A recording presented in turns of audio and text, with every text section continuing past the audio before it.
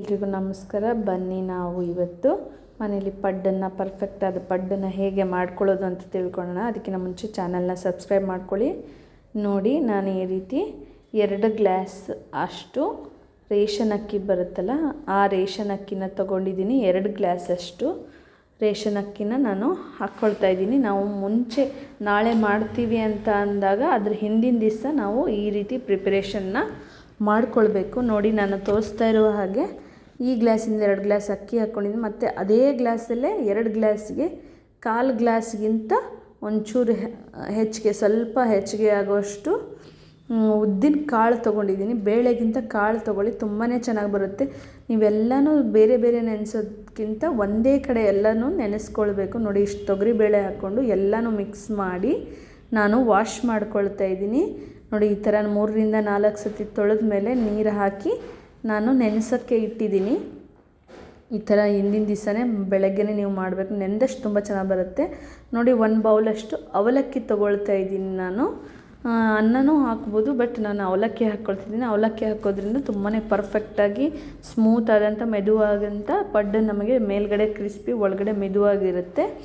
ನೋಡಿ, ಈ ಥರ ಬೆಳಗ್ಗೆನೇ ನಾನು ಈ ಥರ ನೆನೆಸ್ಕೊಳ್ತಾ ಇದ್ದೀನಿ. ಅವಲಕ್ಕಿ ಎಲ್ಲ ಬೇರೆ ನೆನೆಸೋ ಅವಶ್ಯಕತೆಯೇ ಇಲ್ಲ, ಎಲ್ಲ ಒಟ್ಟಿಗೆ ನೆನೆಸಿ ಒಟ್ಟಿಗೆ ಇದು ಮಾಡಬೇಕು. ನೋಡಿ, ಈವ್ನಿಂಗ್ ಅಷ್ಟೊತ್ತಿಗೆ 6 ಅವರ್ಸ್ ಆಗಿದೆ ನಾನು ನೆನೆಸ್ಬಿಟ್ಟು. ಈ ಥರ ತುಂಬ ಚೆನ್ನಾಗಿ ನೆಂದಿದೆ.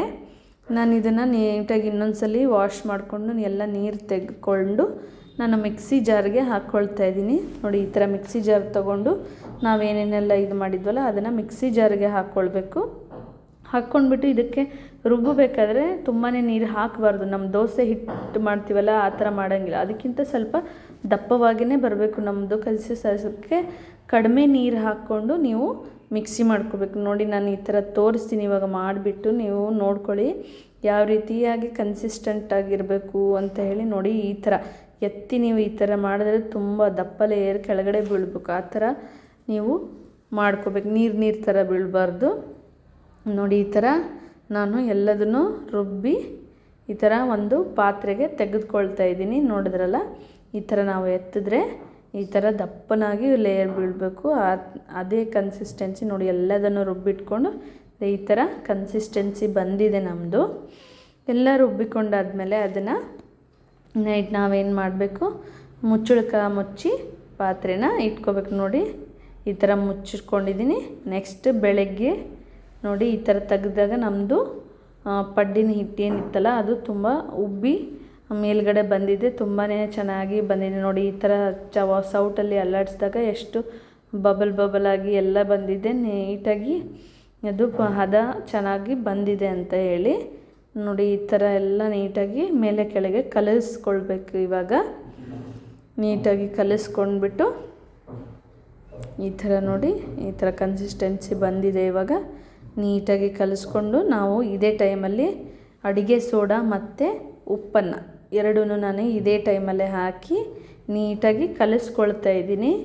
ನೀಟಾಗಿ ನೀವು ಕೂಡ ಕಲಿಸ್ಕೊಂಡು ಒಂದು ಸ್ವಲ್ಪ ಹೊತ್ತು ಅದು ಬಿಡಬೇಕು ನೀವು. ಅದಾದಮೇಲೆ ಮಾಡೋ ಟೈಮಲ್ಲಿ ನೋಡಿ, ಈ ಥರ ಎಲ್ಲ ನಂದು ನೆಂದಿದೆ. ಹಂಚು ಕಾಯೋಕ್ಕೆ ಇಟ್ಟಿದ್ದೀನಿ. ಕಾಯೋಕ್ಕೆ ಇಟ್ಬಿಟ್ಟು ಈ ಥರ ಆಯಿಲ್ ಹಾಕ್ಕೊಳ್ತಾ ಇದ್ದೀನಿ ಪಡ್ಡಿನ ಹಂಚಿಗೆ. ನೋಡಿ, ಈ ಥರ ತೋರಿಸ್ತಾ ಇದ್ದೀನಲ್ವ ನಾವು, ಆ ಥರ ನೀವು ಮಾಡ್ಕೊಳ್ಳಿ. ತುಂಬಾ ಚೆನ್ನಾಗಿ ಬರುತ್ತೆ.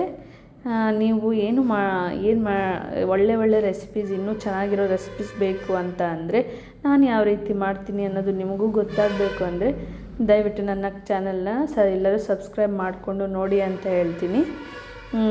ನೋಡಿ, ಈ ಥರ ನಮ್ಮದು ಹಂಚು ಕಾದು ಎಣ್ಣೆನೂ ಕಾದಿದೆ. ಇವಾಗ ನಾವು ಏನು ಮಾಡಬೇಕು, ನಾವೇನು ಪಡ್ಡಿನ ಹಿಟ್ಟು ತೊಗೊಂಡಿದ್ವಲ್ಲ ಅದನ್ನೆಲ್ಲದಕ್ಕೂ ಸ್ವಲ್ಪನೇ ಹಾಕ್ತಾ ಬರಬೇಕು. ನೋಡಿ, ಈ ಥರ ಹಾಕ್ಕೊಳ್ತಾ ಇದ್ದೀನಿ ನಾನು. ನೀಟಾಗಿ ಒಂದೊಂದರಲ್ಲೇ ಹಾಕ್ಕೊಳ್ಬೇಕು.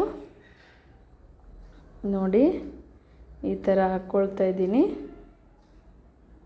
ನೋಡಿದ್ರಲ್ಲ, ಎಲ್ಲದನ್ನು ಈ ಥರ ಹಾಕಿಬಿಟ್ಟು ಮೇಲ್ಗಡೆ ಲೋ ಫ್ಲೇಮಲ್ಲಿ ಇಟ್ಬಿಟ್ಟು ಮುಚ್ಚಿಡಬೇಕು. ಮುಚ್ಚಿ 1-2 ನಿಮಿಷ ಆದಮೇಲೆ ನೋಡಿ, ಈ ಥರ ಮೇಲ್ಗಡೆ ಎಲ್ಲ ಹಿಟ್ಟಿನ ಅಂಶ ಹೋಗಿ ಇದಾಗಿದೆ. ಒಂದು ಚೂಪಾದ ಅಥವಾ ನೈಫ್ ಆದರೂ ತೊಗೊಳ್ಳಿ, ಇಲ್ಲ ಸ್ಪೂನ್ ಆದರೂ ತೊಗೊಂಡ್ಬಿಟ್ಟು ಈ ಥರ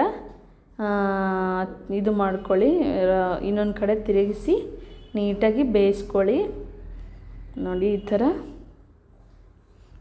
ಎಲ್ಲದನ್ನು ತಿರುಗಿಸ್ಕೊಳ್ಬೇಕು. ಎರಡೂ ಕಡೆ ನೀಟಾಗಿ ಕ್ರಿಸ್ಪಿ ಆಗೋ ಥರ ನಾವು ಬೇಯಿಸ್ಕೊಳ್ಬೇಕು.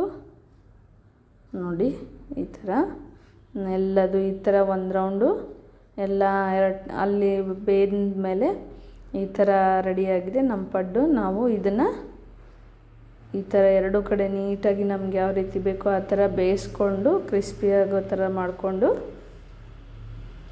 ಒಂದೊಂದನೇ ನಾನು ಪ್ಲೇಟಿಗೆ ತಕ್ಕೊಳ್ತಾ ಇದ್ದೀನಿ. ಇವಾಗ ನಮ್ಮ ಪಡ್ಡು ರೆಡಿ ಆಗಿದೆ ನೋಡಿ.